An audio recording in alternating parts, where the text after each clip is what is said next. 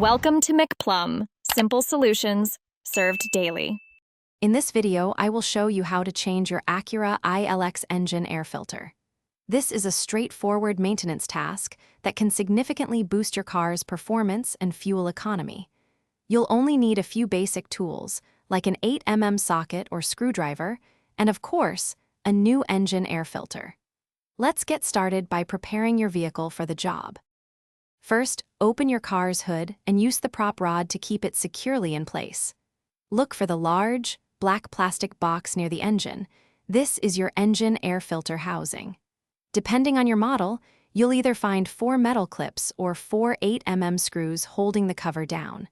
Carefully unfasten these to prepare for opening the housing. Once the fasteners are loose, gently lift the top half of the air filter housing. You'll see the old, often dirty, engine air filter inside. Remove it and take a moment to check the housing for any leaves or large debris, which you can easily clear out. Now, carefully place your new filter into the housing, making sure it sits perfectly flush all around. With the new filter in place, carefully lower the top cover of the air filter housing, ensuring it aligns correctly.